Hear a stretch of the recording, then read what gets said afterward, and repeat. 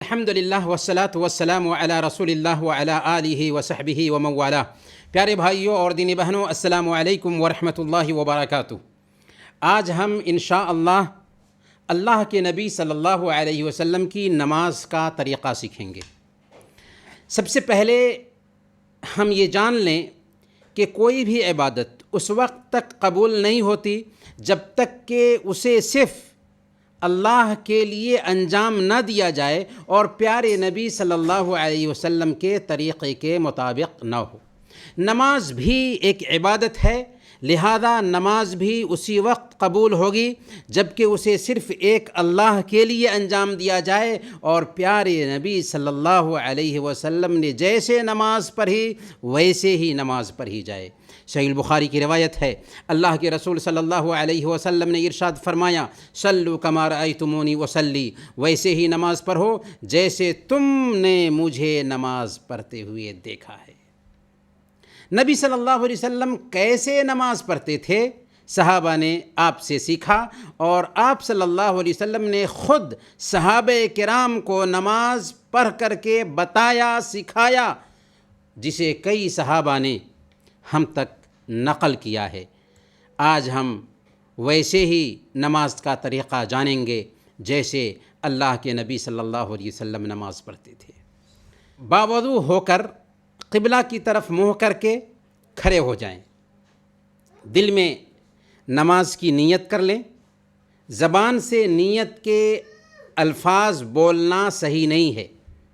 اس کے بعد تکبیر تحریمہ یعنی اللہ اکبر کہیں اور تکبیر کہتے ہوئے دونوں ہاتھوں کو کندھوں کے برابر یا کانوں کی لو تک اٹھائیں، پھر دائیں ہاتھ کو بائیں ہاتھ کے اوپر سینہ پر باندھ لیں، پھر ثنا پڑھیں۔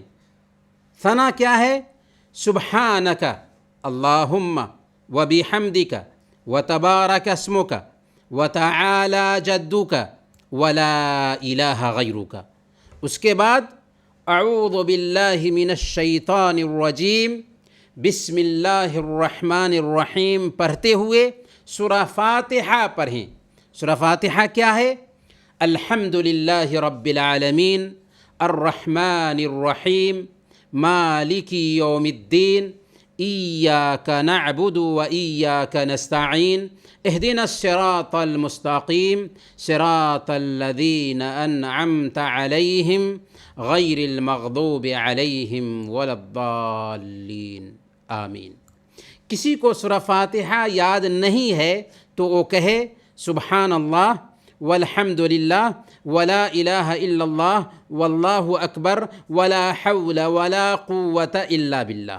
البتہ سورہ فاتحہ جلدی سے جلدی یاد کرنے کی کوشش کریں، کیونکہ سورہ فاتحہ کے بغیر نماز نہیں ہوتی۔ سورہ فاتحہ پڑھنے کے بعد آمین کہیں۔ اس کے بعد قرآن کریم کی جو آسان سورہ آپ کو یاد ہو اسے پڑھ لیں۔ ہاں، اگر امام کے ساتھ نماز ادا کر رہے ہوں اور امام کی قرأت سن رہے ہوں تو امام کے پیچھے صرف سورہ فاتحہ پڑھیں اور کوئی سورہ نہ پڑھیں، بلکہ امام کی قرأت سننے پر اکتفا کریں۔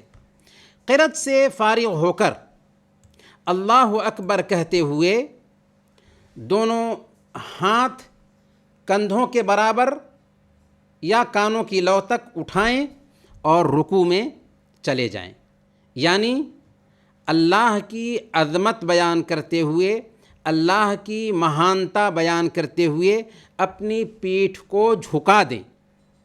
رکوع میں دونوں ہاتھ گھٹنوں پر رکھیں، اس طرح کے ہاتھ کی انگلیاں پھیلی ہوئی ہوں اور نظر سجدہ کی جگہ پر رکھیں۔ رکوع کی حالت میں پیٹھ اس طرح سیدھی ہو کہ اگر اس پر ایک گلاس پانی رکھا جائے تو بالکل ٹھہر جائے۔ اطمینان کے ساتھ رکوع کریں اور 3 مرتبہ رکوع کی حالت میں کہیں سبحان ربی العظیم۔ اس کے بعد اللہ اکبر کہتے ہوئے رکوع سے اٹھیں اور رکوع سے اٹھتے وقت کہیں سمیع اللہ لمن حمیدہ، اور دونوں ہاتھ کندھوں کے برابر تک اٹھائیں۔ سیدھے کھڑے ہو کر یہ دعا پڑھیں ربنا ولک الحمد حمدا کثیرا طیبا مبارکا فیہ۔ اگر کوئی مقتدی ہے یعنی امام کے پیچھے نماز پڑھنے والا ہے تو اسے سمیع اللہ لمن حمیدہ کہنے کی بجائے صرف ربنا ولک الحمد حمدا کثیرا طیبا مبارکا فیہ پر ہی اکتفا کرنا چاہیے۔ لیکن اگر اکیلا ہو یا امام ہو تو اس کے لیے سمیع اللہ لمن حمیدہ کہنا بھی ضروری ہے۔ قوما یعنی سیدھا کھڑا ہونے کے بعد اللہ اکبر کہہ کر سجدہ کے لیے زمین پر سر ٹیکیں اور 7 انگوں پر سجدہ کریں۔ ماتھا ناک کے ساتھ، دونوں ہتھیلیاں، دونوں گھٹنے اور دونوں پاؤں کی انگلیاں۔ اسی طرح اپنے دونوں بازوؤں کو پہلوؤں سے دور رکھیں اور ہاتھوں کو زمین پر نہ بچھائیں اور انگلیوں کو قبلہ رخ رکھیں اور سجدے میں 3 مرتبہ یہ دعا پڑھیں۔ دعا کیا ہے؟ سبحان ربی العالی، سبحان ربی العالی، سبحان ربی العالی۔ پھر اللہ اکبر کہتے ہوئے سجدہ سے اٹھیں اور اپنے بائیں پاؤں کو بچھا کر اس پر سیدھے بیٹھ جائیں اور دائیں پاؤں کو اسی طرح کھڑا رکھیں جس طرح سجدے میں تھا، اور دونوں ہاتھ اپنی رانوں پر رکھیں اور یہ دعا کئی بار پڑھیں۔ دعا کیا ہے؟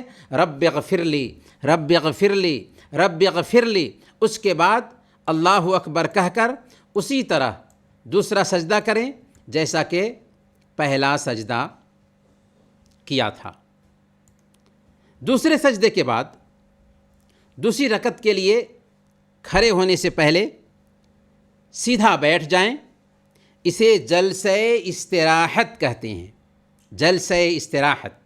پھر دوسری رکعت کے لیے کھڑے ہو کر سینے پر ہاتھ باندھ لیں اور سورہ فاتحہ پڑھ کر کوئی سورہ پڑھیں، ثنا نہ پڑھیں، کیونکہ ثنا صرف قرأت شروع کرتے وقت پہلی رکعت میں پڑھی جائے گی۔ پھر رکوع کریں اور سجدہ کریں۔ دوسرے سجدے سے اٹھ کر دایاں پاؤں کھڑا رکھتے ہوئے بائیں پاؤں کو بچھا کر اس پر سیدھے بیٹھ جائیں اور دونوں ہاتھ گھٹنے پر رکھیں اور تشہد کی دعا یعنی التحیات پڑھیں۔ التحیات کیا ہے؟ التحیات للہ والصلوات والطیبات السلام علیک ایہا النبی ورحمۃ اللہ وبرکاتہ، السلام علینا وعلى عباد اللہ الصالحین، اشہد ان لا الہ الا اللہ واشہد ان محمدا عبدہ ورسولہ۔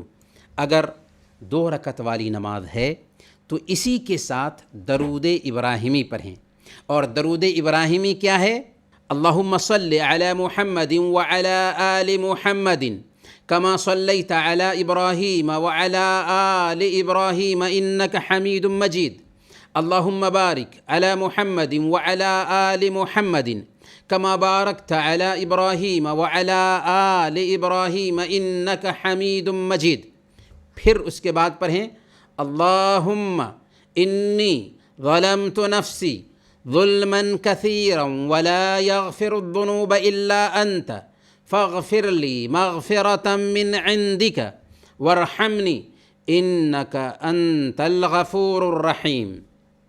یا یہ دعا پڑھیں اللہم انی اعوذ بک من عذاب جہنم ومن عذاب القبر ومن فتنة المحیا والممات ومن فتنة المسیح الدجال۔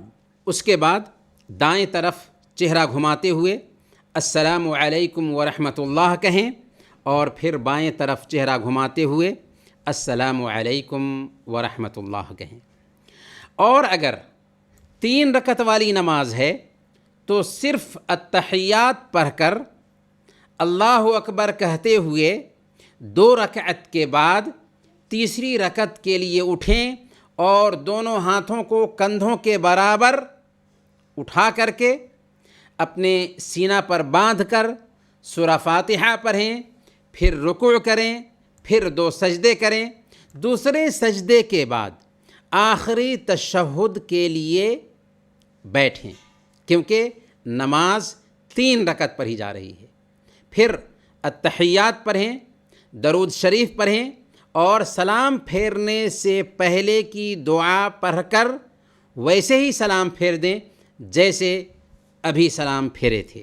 اور اگر نماز 4 رکعت والی ہے تو تیسری رکعت کے بعد کھڑے ہو جائیں اور اسی طرح چوتھی رکعت مکمل کریں اور آخری تشہد میں بیٹھ جائیں، تحیات پڑھیں، درود شریف پڑھیں اور سلام پھیرنے سے پہلے کی دعا پڑھ کر سلام پھیر دیں۔